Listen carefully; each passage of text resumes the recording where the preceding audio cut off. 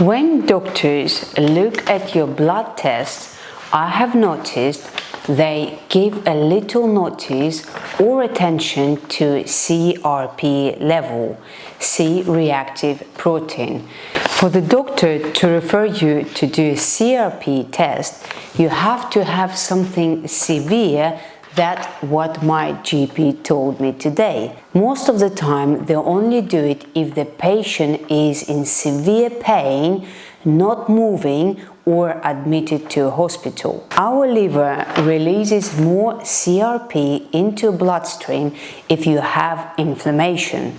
High levels of CRP may mean you have a serious health condition that cause inflammation.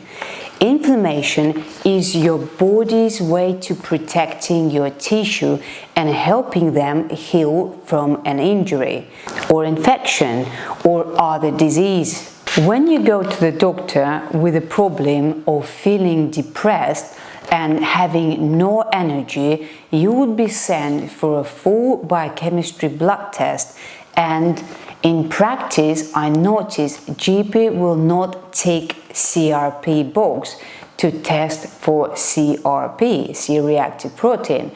A blood test will be requested on a general readings as shown on the screen. This is my blood test and you see CRP not ticked. I see this form for requested blood test on most people, which is standard. When you get blood test results back, your doctor usually say it's okay, everything is fine, with some minor elevated readings.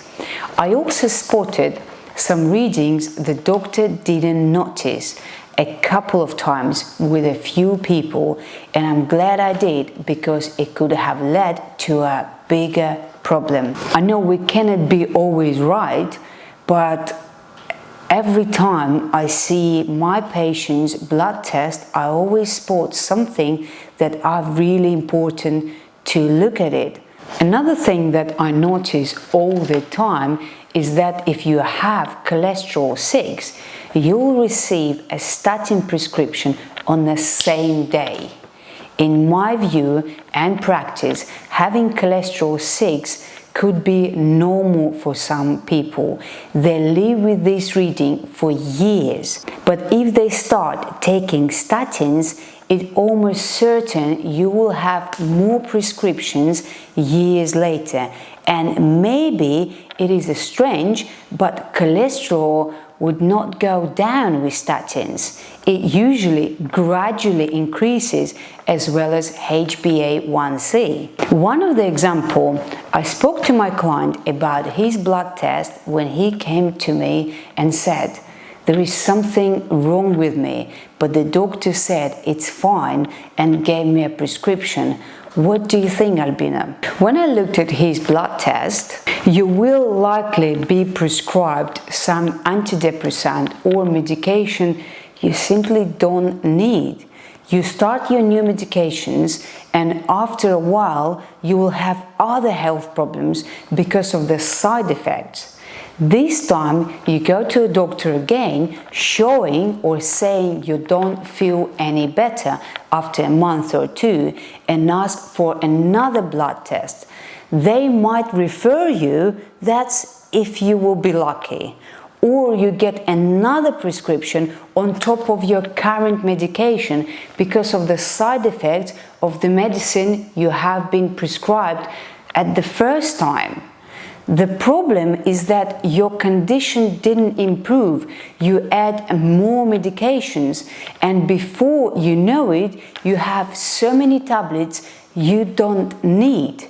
Your liver starts to struggle even more as medication causes more inflammation. The problem still needs to be fixed the first time.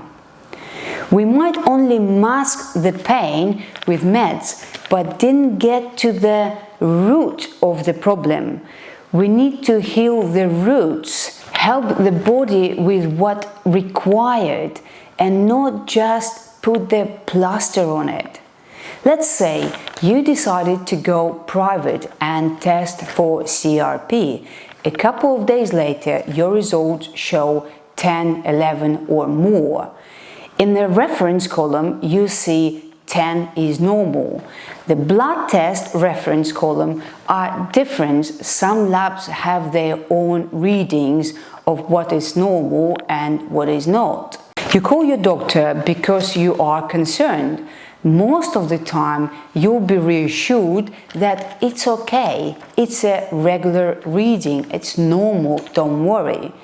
You are happy with this result and leave it at that because you trust your doctor. I will tell you what I would do when I see CRP level 10 plus or even 7. I would not leave it because it would indicate to me that small problems can lead to big ones. I saw patients with CRP level 10 plus, almost all on antidepressant, metformin or other widespread statin medications. By talking to these people and see them in the gym or bump on a street, I don't see they feel any better. I don't see any improvements in their health. I hear that they gradually complain more and more about their health, how they feel, and each time I see these people, they have something new, whether it's medication or another health problem, like pains and aches, feeling weak, no energy or motivation to do anything, difficulty waking up in the morning, problems with the bowel, bloating, weight gain, water retention, migraine. I can go on and on and on. I started seeing weekly health improvements when they had enough and were willing to follow my diet and training regime. I'm so happy to see that they gradually feel better and feel good. A patient who had all the problems I mentioned earlier and his wife followed my diet for 2 months and went privately to test C-reactive protein out of interest because they didn't believe me. It's not surprising that CRP that she had was 18 went down to 2. Sorry, I've just checked. Her CRP level went down to 3 and her husband's CRP level now is 2. We don't know what he had before as he didn't do a blood test before, but he was on multiple medications daily and currently on 1 and thinking to stop all the meds. How nice is that? Isn't it brilliant? I think it's great, fantastic. It is impossible to ask your doctor to be referred for CRP test. I have tried twice today and the only chance it's if you go privately and it's not cheap. Changing your diet can change your gut bacteria working in your favor. Our gut bacteria have a specific jobs that they have to do. One type of bacteria look after your heart, another type would look after your liver and kidney, etc. If our bugs don't communicate properly with their sisters' mitochondria, we'll not feel 100% and medication will only worsen the problem. I'm not against of medicine, they have their place too and do a marvelous job. But people take them when they can solve the problem by helping their gut bodies. I notice people want the easy, the quick fix and don't believe in food. You probably know this quote and this is worth repeating. Let food be your medicine and medicine be your food.